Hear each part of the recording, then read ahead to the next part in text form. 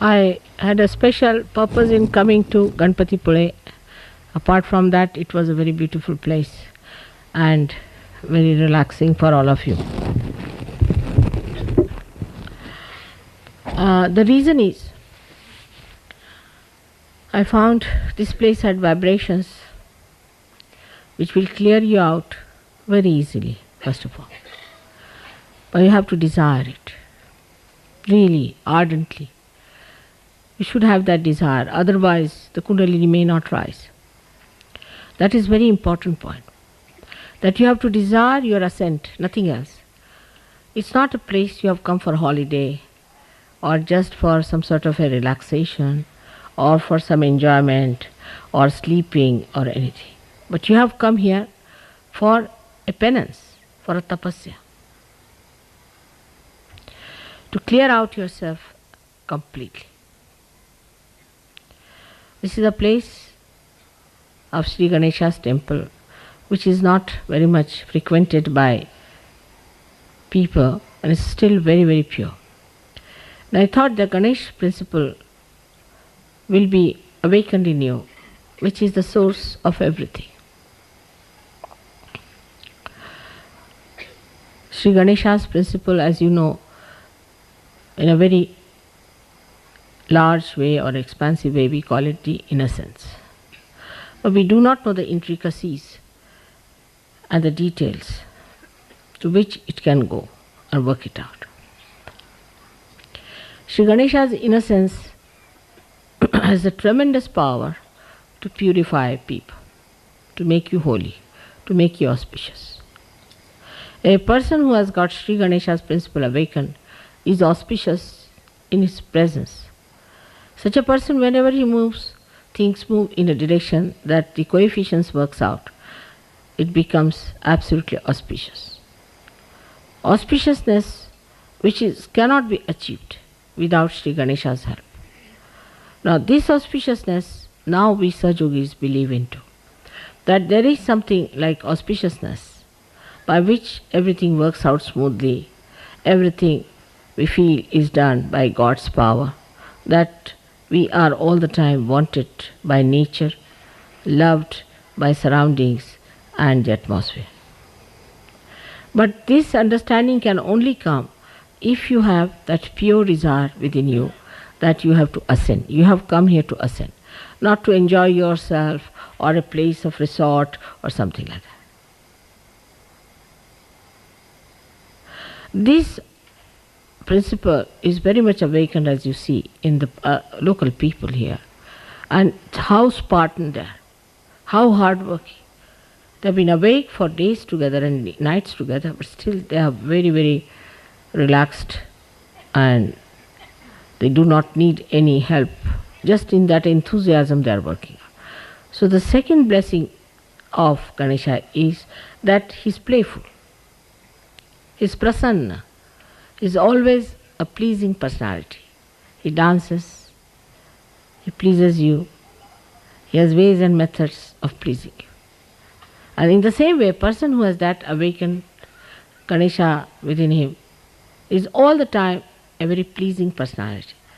Not a drowned out faces, not a face that repels you, the face that makes you feel unhappy, but is a personality that makes you very easy, very understandable, likable, that sort of a personality you develop. But so far as the life has been abroad, I have seen that the situation has been very different. And the aggressiveness and the quarrelsomeness, we can say the hurting capacity is so overdeveloped that you have to somehow or other succumb completely to the auspiciousness of Shri Ganesha. Because all the instruments that were to be used for spreading Sahaja Yoga or for spreading the love of God, for spreading auspiciousness of God, working out His designs and plans and adjusting yourself to the laws of God's desires, it was very important that we should have had our instruments done in such a way that they were absolutely useful. On the contrary, we have misused them, spoiled them, and have completely made them unholy. So that's another point. We have to look at ourselves here. What have we been doing to ourselves? What is the need for us to make ourselves unholy? And why should we be unholy? When Shri Ganesha is there, we can make ourselves very holy, auspicious. Now, no use believing that we are perfect. Those who believe like that cannot ascend.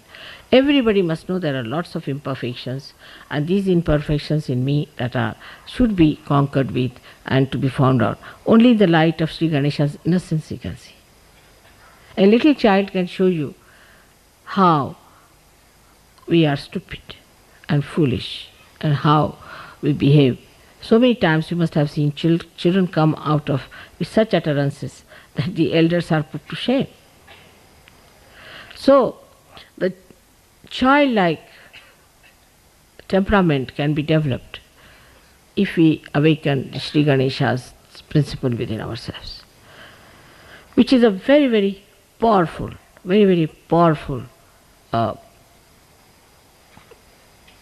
deity, very powerful deity. Because a child, supposing one child is lost, say a child runs away, or if a child is hanging somewhere on a tree, the whole community will rush to take out the child. The concern will be there. Even in the Western countries, I have seen if one little girl is tortured, everybody is worried about the child. Everybody opposes that. Maybe there are some horrible people, no doubt. Maybe there are more than there are here. But one gets concerned. So child itself is a very sort of a source of getting all the protection from everywhere. Because the child is growing. The child is growing. Everybody wants to help the child. So in the same way, when this Ganesha principle is developed into you, you realize that you have to grow. You are still growing. A little child learns so many words in such a short time that we cannot learn afterwards when we are grown up. Say after 60, if you have to learn even 3 sentences is impossible. So the child is growing, and his curiosity and his capacity to know more things is also very much sharp, and he starts learning more. He doesn't think he knows everything. The ones who think like that are not yet born properly. I don't know anything, I have to know this, I have to know that, I have to know that. I don't know anything so far. And the children do it so easily, you must have seen. Little bit you do this way or that way, they immediately follow. So what you have to do is to know that you are still in a child stage, you are growing. We have to humble down and we have to know a lot. And from wherever we have to know, we have to know. The arrogance, the idea that we know a lot itself is very, very dangerous for the growth. Very dangerous. And that is what one has to give up and should know that we do not know anything, but we have to know.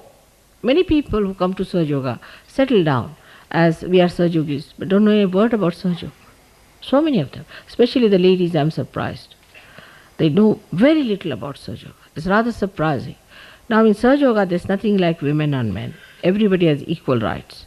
It's not the job of women just to sing songs. No, it's not. They have to know each and everything about Sahaja Yoga.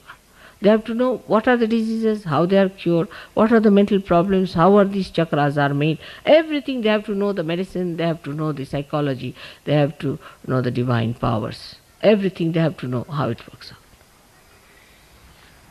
And that ignorance will never be forgiven. Because you are the ones who have to talk about it to us. The third thing is, a child is never a silly person, never silly. He never does something in a silly way. While you see many people who are brought up in a very strict way become suddenly very silly at an old age. Very silly, this phenomena I see much more in the West. Suddenly they become trying to be very youngish type, and just they'll clap like this and start behaving in a very funny manner. I used to wonder what's wrong with them. Why are they behaving like this, you see? But it is, I think, they're bottled up. And then suddenly they try to behave, but they are not. A child is never a silly person. On the contrary, if somebody is silly, they say, he's a clown. They come and tell me, he's a clown, He's not all right. Or he's a buffoon. Whatever words they know, they'll express. They don't like. They start wondering, what's the matter with this person? So all these things come to us because we have no idea that we have to grow in a steady understanding, awareness. Not in how you express yourself in Sahaja Yoga, how you do things in Sahaja Yoga. It is how you are aware of it inside. In the same way, emotionally, when I say something, I don't think people understand what I mean. Now I said that you put on bindis. Again I find you are just the same. At least here you should. This is Ganesha's mark. They would not put it. So many times I've said, how much the time does it take to put it on? Now, this is a very common things that are going on. Now, another thing is that, you see, a child doesn't want to be disabled at all. Today one child had gone for a bath and he was coming back. His father wanted him to see me. He said, no, my clothes are not all right, my hair are all disabled. How can I see mother? So he went back, he put some oil on his hair, properly dressed up smartly. When we were young, we always knew all the Western people were very smartly dressed, properly groomed. They would never come with disabled hairs. But he said, no, my hair are disabled, how can I go and see mother? So we have to give up these funny ideas of fashions and all that, because this will all go away. You lose your hair, you'll all become bald-headed, it will look very funny. There's no wisdom in it. But a child has a wisdom, he wouldn't come. He dressed up himself properly, then he came and stood before me. And this is what we have to understand, that our appearances are the expression of our inner being. And we have to do certain things because we do not know how to accept things, how to do things like a child does. A child, if you tell him anything, he obeys and he listens. Otherwise the child is not a normal child. In India, if there's a child who doesn't obey, they just thrash him nicely, put him in the room for 3 days, make him stop, put him right. Nothing doing. That doesn't mean that people are harsh here with children. Nobody kills children or anything. But you have to be very, very careful with your children. You shouldn't allow them to be lousy, to be untidy, to be languid, like lotus eaters, you see, or like people who have no smartness about them. You are all such yogis and you have to be like that, in that way. A child's another attribute is that he hits always the principle of everything. Always the principle. A child sees to the principle of everything. And the questions they ask sometimes is so remarkably collective that I am surprised how they go to that point. They never waste time in frivolous things. Never. Never waste time in frivolous things, talking of frivolous things, nothing of the kind. I haven't seen children talking about their clothes or about the seats they have got or the houses, nothing of the kind. They are busy doing some construction, very busy, you see. You ask them what are doing, see, we are trying to tie up the whole of the airport or the whole of Bombay. Like that they will tell you. They are very busy people. If you see realized souls who are children, they are always worried about the collective. And that's what should be your situation, that you should be all the time worried about the collective as a child is. That how I will help the collective. But not worried about yourself. What is my personality? Am I that impressive? If I go to people, will they believe that I am something, a realized soul? Or I am like other women or other men who are going to the hairdressers and having all kinds of hairdressing up and wearing all kinds of funny dresses to impress others? Am I looking like a saint? Am I behaving like a saint? These things should come to you very easily. If you tell a child you are a Sahajogi, they say so. I am a Sahajogi. I can't do that.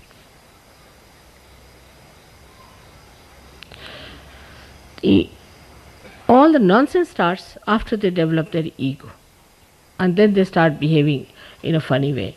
And it develops much more in the West earlier. But here it takes time. And the children are just accepting whatever God gives them.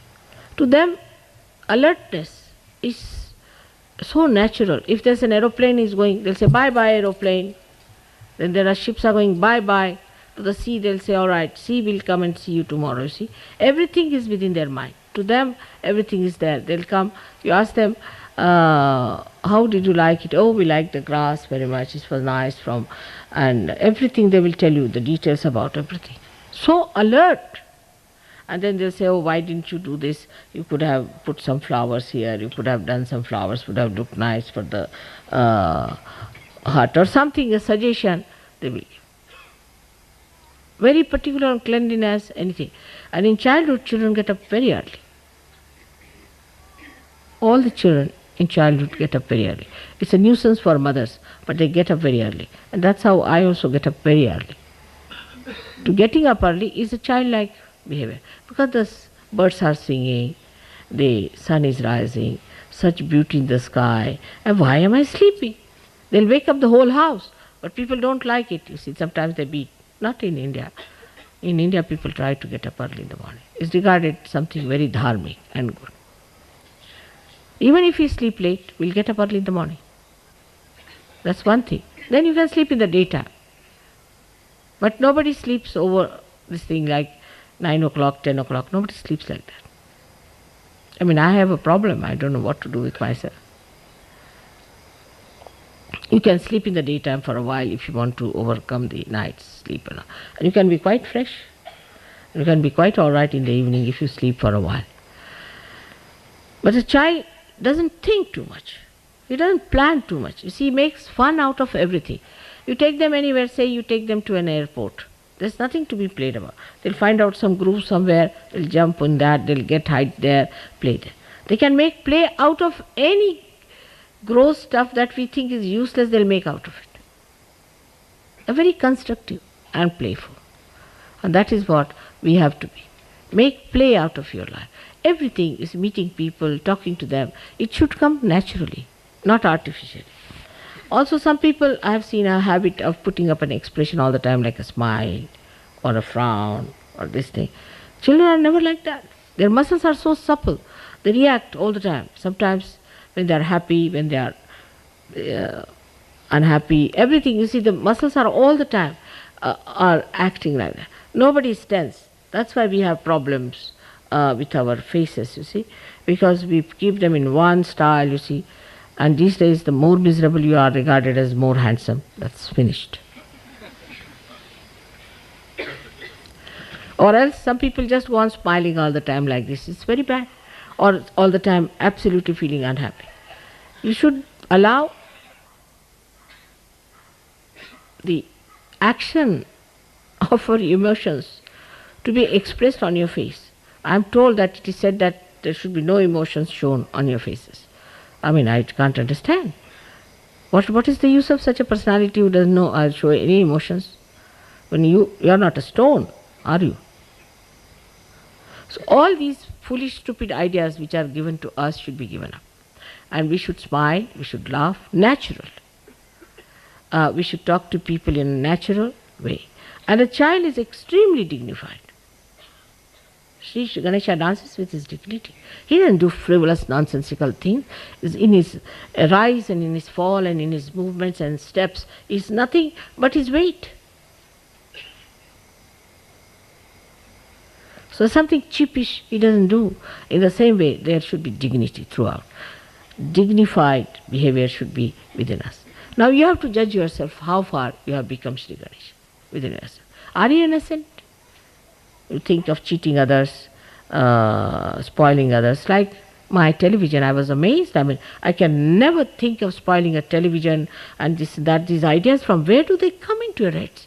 Why should we? I've never done it all my life, something like that. You know that I've always paid every duty, everything. Why should we do such a nonsensical to spoil the television and spoil it, make it look cheaper? This why for what? How much are you going to save out of it? But all these ideas come into your heads. I just don't know from where. Why cheat? We are Sahajogis. We cannot cheat anyone. Or you can tell the customs, this is the situation is. If you allow, we'll go, otherwise we'll stay. There is negative attitude. Never comes to children. They are so plain and simple. Once we had gone, I must tell you how children are so simple. Once we had gone to inside a port, and my nephew gave me 2 tins of cheese, you see. And we were bringing it out. So my daughter was a very small girl. So when we were coming, he asked, do you have anything? I said, we have some 2 tins of cheese. Yes, yes, and we are going to eat it also. See, we have opened one and we are eating. The custom fellow was so impressed by her innocence. He says, for your eating? Yes, yes, for our eating we have taken it. Is it all right? He said, it's all right. You see, the simplicity and innocence is itself is a certificate for you. Not these cunning methods. What is there? I went precisely on the phone. I tell them, oh Baba, for heaven's sake, I'll pay every duty. You don't have to do anything. Just put this thing there. Tell that it is mine. You don't have to do anything. Declare it, this, that. Why?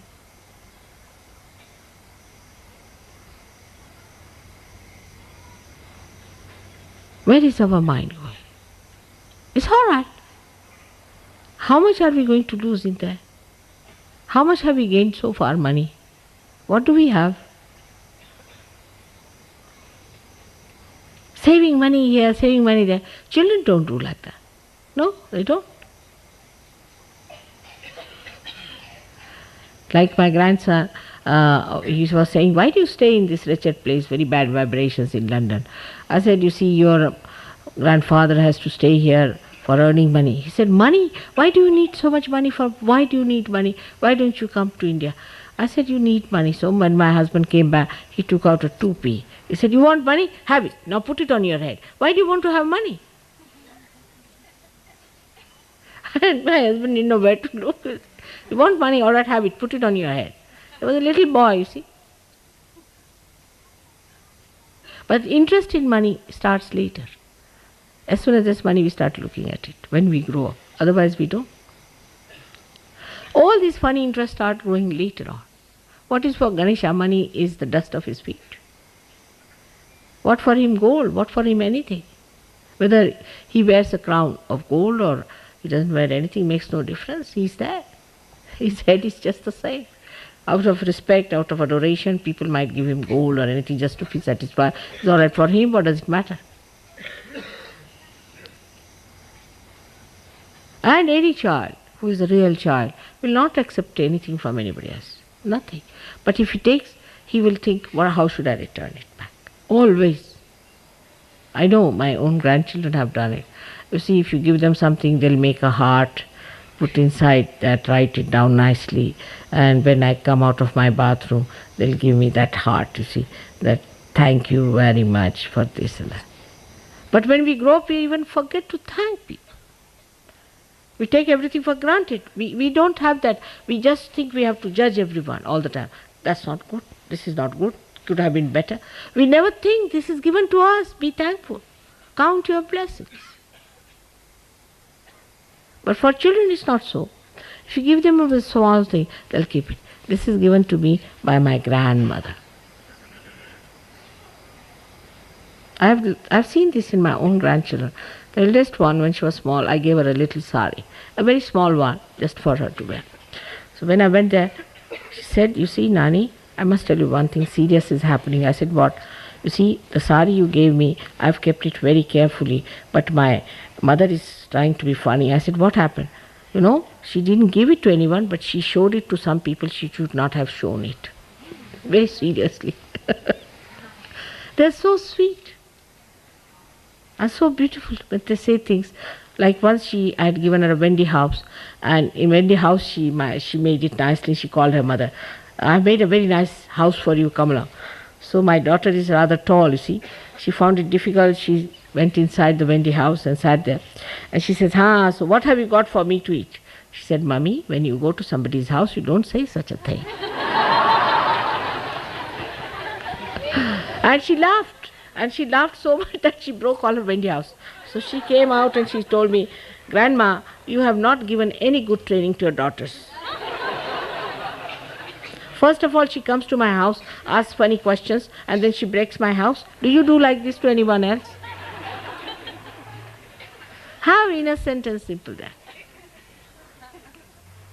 Few things, like that there are so many things I can tell you. I've seen the way they talk and say things and all that. So simple, and so good, and so collective, and so beautiful.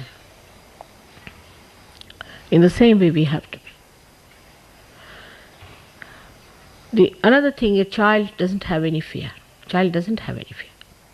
Ganesha has no fear at all. In the same way, you should have no fear at all, no fear.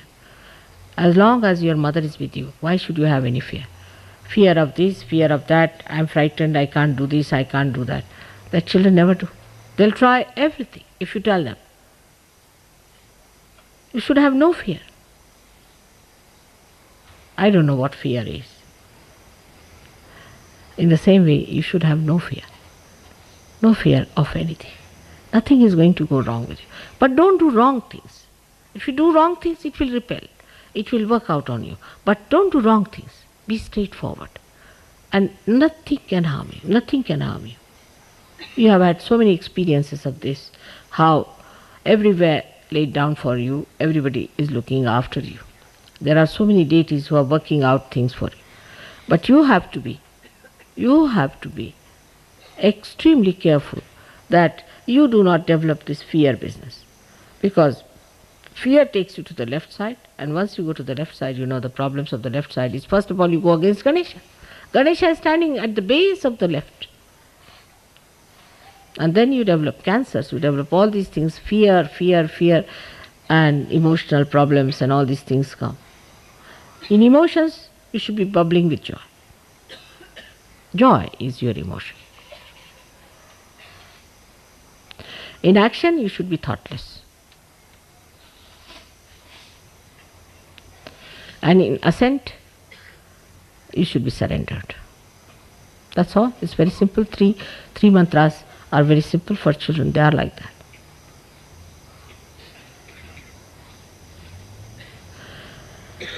Today, at the base of the Shri Ganesha's hill, we have to think of awakening the Ganesh Tattva within us. For that, we have to meditate, we have to think about it, we have to put our time to it. Actually, if I were you, I may not sleep at all. I will go to the seashore, sit down there, meditate the whole time.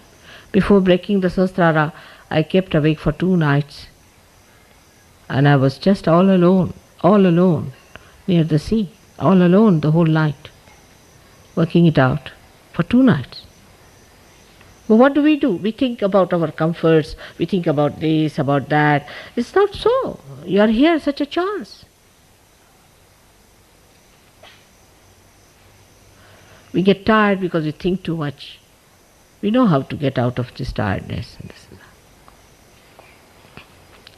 So this is a very good chance for you. We have come here, of course it's a beautiful place and all that, but it's mainly the thing why I thought of bringing you here, that it may suddenly give you a big boost up and you might rise very high, for which I may not be able to really arrange otherwise. This kind of ascent which is possible.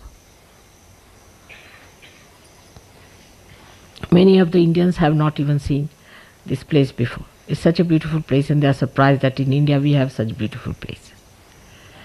And after coming here, they have felt the beauty, the auspiciousness, the wisdom of choosing this place.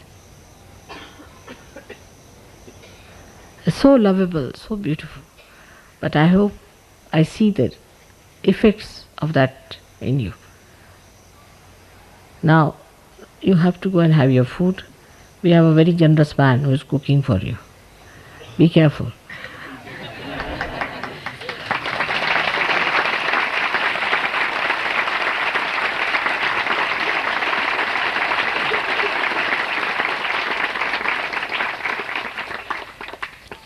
You shouldn't spoil your health, especially for those who have to go with us ahead.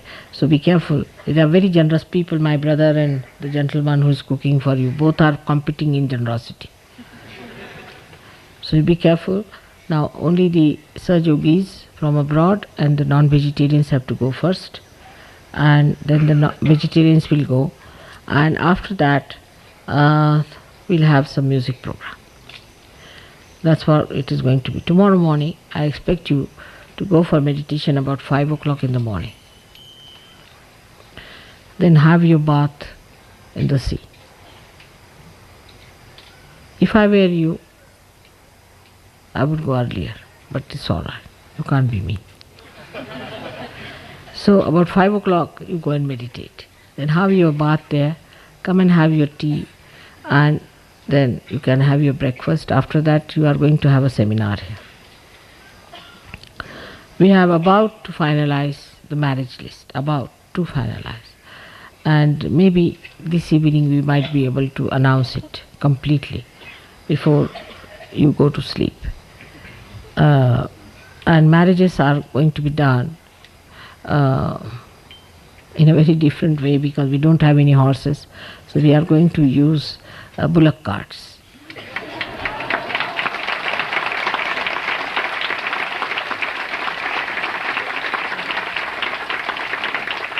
And if the bullock carts are brought on the from the village, if the roads are really great, as I have got the bullock carts when I travel on the would be a good preparation for a good marriage. Life is not so easy after marriage, and you have to know how to wade through it. Especially in the beginning, it's rather very funny because you just start thinking about it. Every time you start thinking, it's all nonsense. You just run away from joy. So don't think about your marriages, just enjoy it. Just jump in the sea. That's all. All right, thank you very much. May God bless. You all can go and have your food. The vegetarians have to wait for a while. Now go and finish it fast because vegetarians have to go afterwards. सुनो बेटा, अब इसको बुलाओ, पेगौर